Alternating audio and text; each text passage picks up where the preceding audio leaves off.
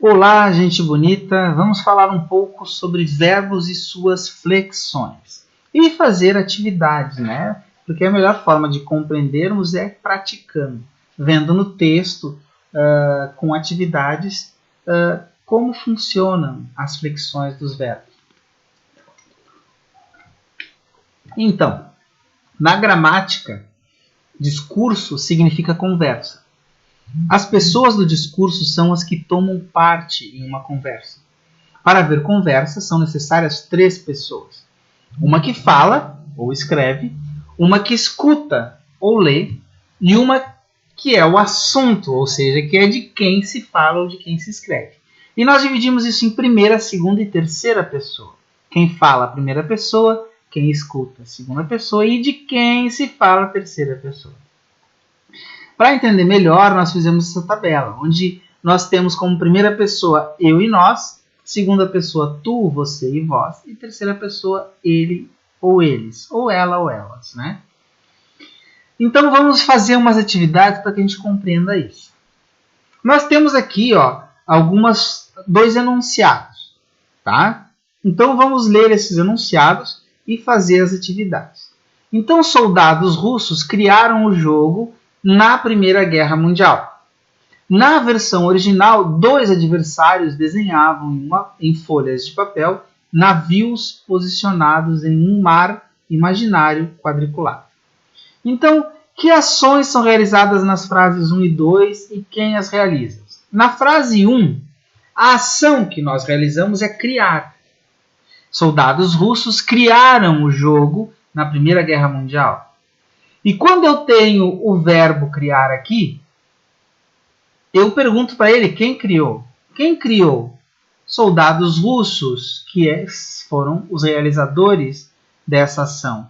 Então eu tenho aqui sujeito, soldados russos, criaram o jogo na Primeira Guerra Mundial, o predicado. Tá? Ação, verbo, e eu, para encontrar o predicado e o sujeito, para separar, eu preciso encontrar o verbo e perguntar quem criou. No segundo enunciado é a mesma coisa. Né? A ação é desempenhada pelo verbo desenhar. Quem desenhava? 2 adversários. Então, desenhavam a ação, 2 adversários. Quem realiza a ação? Que é o sujeito.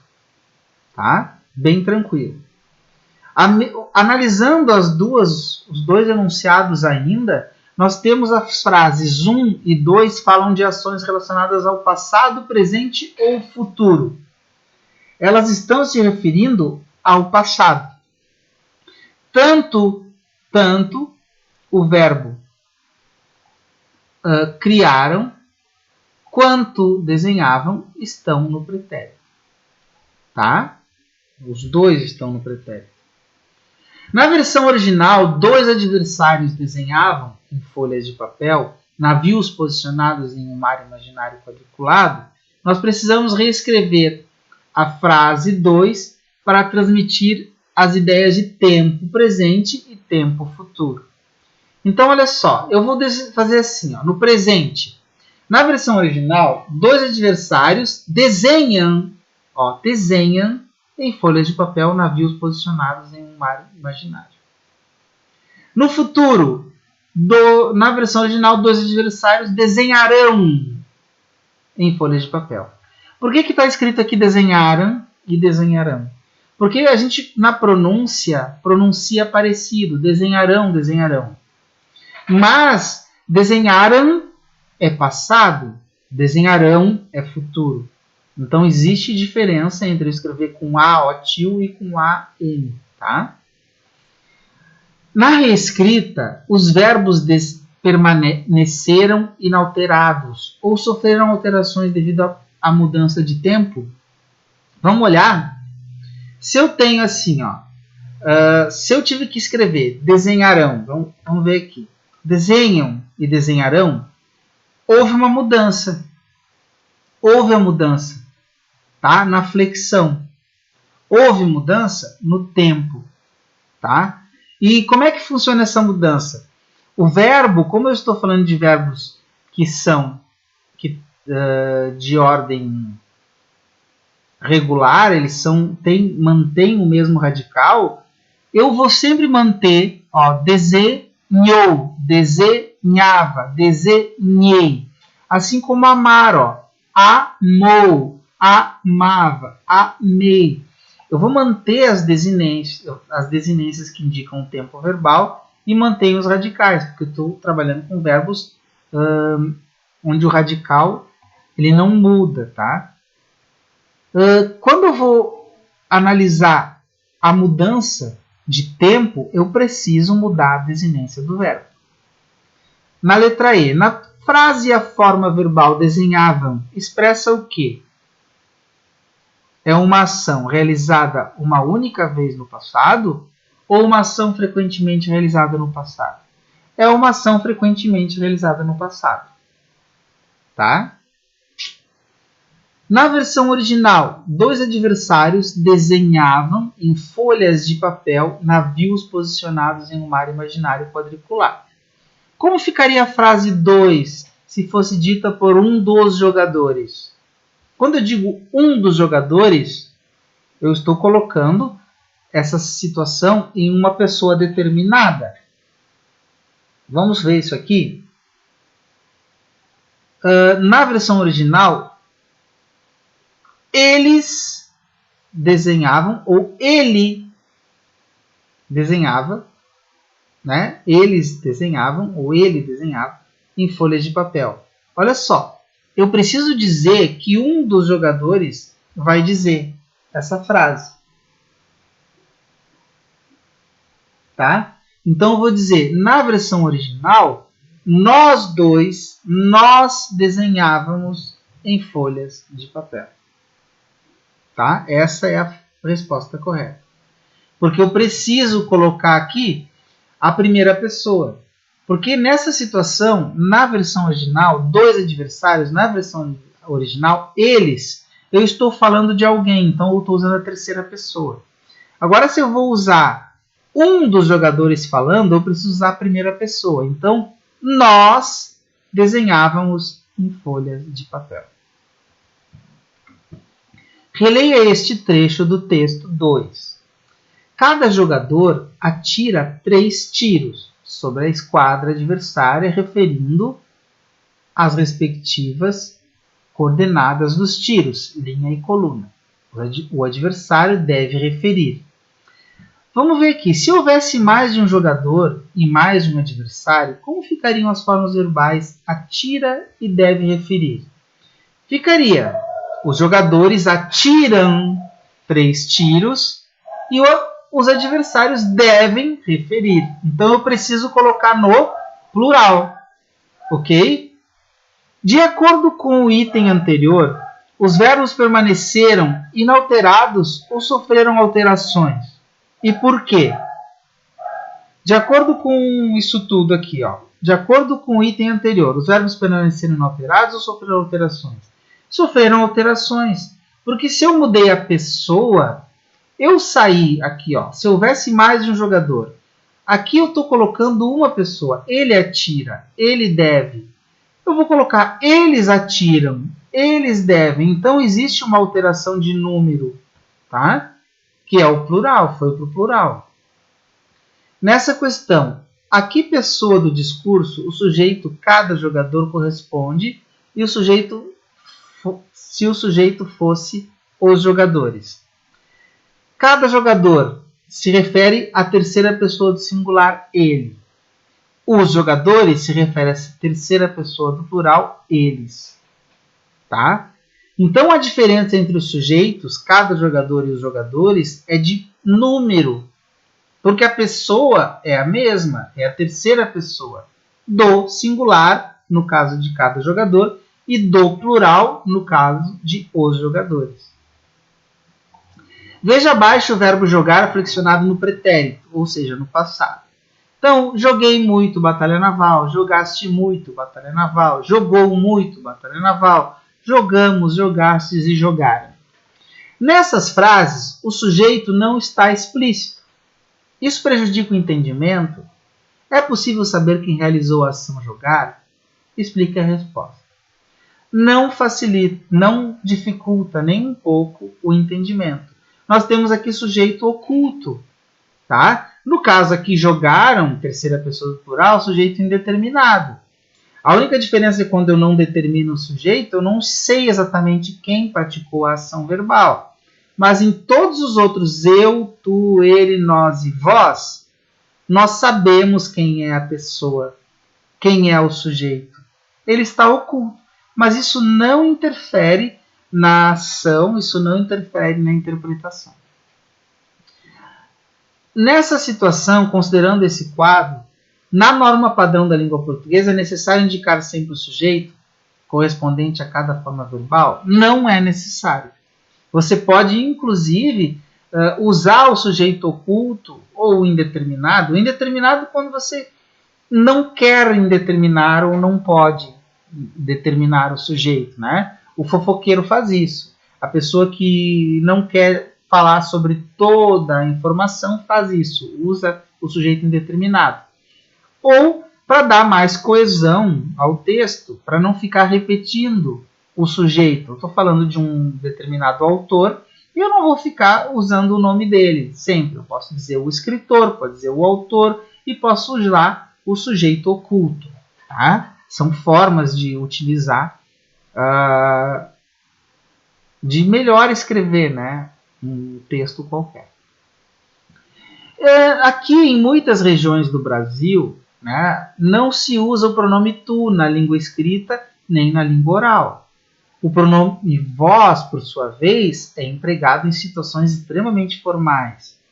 Tanto é que o vós se usa bastante para pronomes de tratamento. Para representar esses fatos, há um quadro de pronomes alternativos à norma padrão. Então, nós vamos observar esse quadro. E nós vamos ver que nas posições de segunda pessoa, os lugares de tu e vós são ocupados por você e vocês. E na primeira pessoa do plural, a gente ocorre com frequência no lugar de nós, principalmente em situações mais informais. Então nós vamos ver aqui, ó. Eu jogava muito batalha naval, você jogava muito batalha naval, ele jogava muito batalha naval, a gente jogava muito batalha naval, vocês jogavam muito e ele jogava. E lembrando que isso aqui é a forma coloquial, tá? A linguagem falada, não é a norma culta, a norma padrão da língua. Contudo, nesta variedade não padrão, se o sujeito ficar oculto, se eu tirar esses pronomes aqui, é possível reconhecer quem praticou a ação? Não, em alguns casos. Por exemplo, a gente está substituindo nós. Mas quando eu digo jogava, se eu for dizer nós jogávamos. Então, para eu conseguir, se eu tiro esse pronome aqui, a gente, se eu tiro esse termo, eu preciso ver o contexto. Eu não consigo só a partir da desinência do verbo ver o sujeito. Esse é um defeito da norma da linguagem falada. Ela dificulta a interpretação. Facilita a comunicação, mas dificulta a interpretação. A gente jogava. Quem jogava? Nós jogávamos. Né? Precisa de uma mudança aqui na flexão de pessoa e de tempo. Né? E de número. Né? Que aqui é ele jogava, nós jogávamos. Então fica difícil de ver, de perceber. Compare os sentidos das três frases a seguir e faça as atividades 25 e 26. Então eu tenho aqui: aprenderei as regras da batalha naval e jogaremos. Aprenda as regras da batalha naval e jogaremos. Quando eu aprender as regras da batalha naval, jogaremos. Nas três frases, a forma verbal jogaremos indica uma certeza. A forma verbal jogaremos. Então, vai acontecer alguma coisa antes, mas essas coisas acontecendo, nós jogaremos sim. Então indica certeza. Contudo, a forma aprenderei, essa forma verbal aprenderei, indica certeza. Aprenda indica ordem. E quando eu aprender, indica uma possibilidade. Então eu vou ter aqui outros modos verbais. Eu vou ter o indicativo indicando certeza, o subjuntivo indicando possibilidade e o imperativo indicando uma ordem. Tá? Isso é importante para nós. Tá? Assinale, por isso assim, ó, voltando aqui, quando eu vou interpretar um texto, é muito importante eu prestar atenção na flexão do verbo. Eu prestar atenção na intenção do locutor, que são os modos verbais. Isso é fundamental. Analise estas frases do texto. Os jogadores não podem ver o jogo do oponente. Os navios não podem se tocar, ou seja, será necessário um quadrado livre entre os navios. Então a gente vai reescrever, nós vamos reescrever essas frases aqui que estão indicando certeza, indicando ordem. Então vamos ver. Os jogadores não podem ver o jogo do oponente. Vamos dar uma ordem. Não veja o jogo dos oponentes. Do oponente, tá? Não veja. Eu estou dando uma ordem. Vamos aqui dar uma ordem nessa certeza aqui. Os navios não podem se tocar, ou seja, será necessário um quadrado livre entre os navios. Os navios não devem se tocar, tá? É uma situação interessante que nós precisamos colocar. Então, os navios não devem se tocar. Não devem se tocar. Não deixem os navios se tocarem. Tá? Eu preciso indicar o modo imperativo. Reescreva as frases transformando as certezas em dúvida. Aí aqui, ao invés de eu transformar em ordem, eu vou transformar em dúvida. Vamos ver. Os jogadores não podem ver o jogo do oponente. Talvez os jogadores não vejam o jogo do oponente. É provável que os jogadores não vejam o jogo do oponente. Vamos ver aqui. Os navios não podem se tocar, ou seja, será necessário um quadrado livre. Talvez os navios não se toquem. Talvez os navios não devam se tocar. Né? Se os navios não puderem se tocar, todas essas situações indicam uma dúvida, tá? Que é o modo subjuntivo. E aqui, ó, eu vou completar utilizando esses termos aqui. Pessoa, número, tempo, sujeito, modo e dúvidas, para ver se a gente entende exatamente, né, o que nós estamos estudando. Então vamos ver. Verbo é a classe de palavra que se flexiona em tempo, número, modo e pessoa. Então eu vou colocar aqui pessoa. Pessoa, número e modo para indicar ações. A flexão de situa as ações do presente, passado e futuro. Qual flexão que situa o tempo? Tempo. A flexão de tempo situa as ações do presente, passado e futuro. As flexões de pessoa e estão relacionados a da oração. As flexões de pessoa e número estão relacionados ao sujeito da oração. As flexões de pessoa e número estão relacionadas ao sujeito da oração. E a flexão de modo apresenta as ações como certeza, ordem ou dúvidas, né? Certezas, dúvidas ou ordem. Os três modos do verbo são o indicativo, o subjuntivo e o imperativo. Ok, tudo certo. Então, nós agradecemos e até a próxima aula.